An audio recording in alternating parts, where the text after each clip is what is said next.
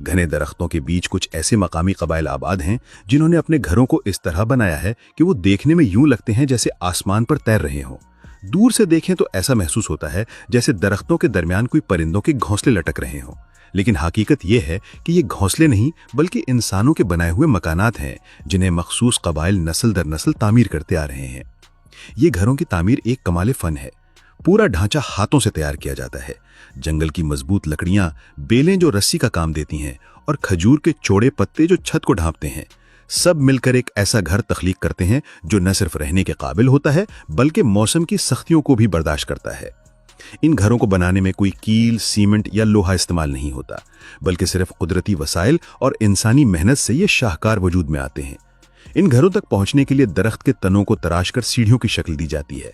बाज घर तो इतनी बुलंदी पर बने होते हैं कि यूं लगता है जैसे ये बादलों को छू रहे हों। इनकी बुलंदी बाज़-औक़ात इतनी ज्यादा होती है कि नीचे से देखने वाले को सर उठाकर देखने में मुश्किल पेश आती है, लेकिन यही बुलंदी इन घरों को मुनफरिद बनाती है। ऊपर रहने की वजह से ये लोग जंगली जानवरों के हमलों से बच जाते हैं। बारिश या सैलाब का पानी इन्हें मुतासिर नहीं कर पाता और अगर कोई दुश्मन करीब आने की कोशिश करे तो इन्हें ऊपर चढ़ने में मुश्किल पेश आती है। ये कबीले आज भी अपने आबाओ अजदाद के तरीकों पर जिंदगी गुजारते हैं। दिन के वक्त मर्द शिकार के लिए निकल जाते हैं। कोई तीर कमान से परिंदा शिकार करता है तो कोई छोटे जानवरों के पीछे दौड़ता है। औरतें घरों के करीब फल इकट्ठे करती हैं, जंगल से जड़ें और पत्ते लाती हैं और आग पर खाने तैयार करती हैं। बच्चे लकड़ी की छोटी कश्तियों में खेलते हैं या अपने बड़ों की नकल करते हुए दरख्तों पर चढ़ने की मशक करते हैं। इनकी जिंदगी में ना कोई फोन है, ना पैसे की चमक, ना ही जदीद सहूलियात, लेकिन इस सब के बावजूद वो सुकून और आज़ादी के साथ अपनी रिवायत के मुताबिक जी रहे हैं। दोस्तों, अब जरा इन घरों को देखें। ये मकानात सिर्फ मट्टी और पत्थर के ढांचे नहीं बल्कि मोहब्बत, तख्लीकी सलाहियत और इंसानी जज्बे का एक जीता जागता सबूत हैं। यहाँ के कुछ इलाके ऐसे हैं जहाँ घरों को देखकर लगता है जैसे ये रंगों से बनी हुई पेंटिंग हो। हर कमरा और हर दीवार अपनी अलग पहचान रखती है। कहीं सुर्ख रंग नुमाया है, कहीं नीला और सब्ज, तो कहीं भूरा और पीला। यूं लगता है जैसे किसी मकामी फनकार ने अपनी सोच और ख्वाब को ईंटों और दीवारों पर उतार दिया हो। ये घरों की खास बात यह है कि ये सिर्फ इमारत नहीं बल्कि फितरत और इंसान के मिलाप की एक मिसाल है। छतों और दीवारों पर बेलें और पौधे उगाए जाते हैं जो इन्हें और भी हसीन बना देते हैं। यूं महसूस होता है जैसे ये मकानात सांस लेते हों और अपने इर्द गिर्द के माहौल का हिस्सा हों। ये सिर्फ रिहाइश नहीं बल्कि एक जिंदा नमूना है कि इंसान किस तरह अपनी जमीन और फितरत को साथ लेकर आगे बढ़ सकता है। इन घरों के अंदर जिंदगी बहुत रंगीन है। मकामी लोग यहाँ रहते हैं तो साथ साथ छोटे कारोबार भी करते हैं।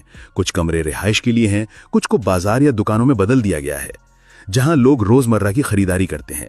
यूं ये मकाना सिर्फ एक गांव या बस्ती नहीं बल्कि जिंदगी से भरा हुआ एक मुकम्मल मंजर पेश करते हैं।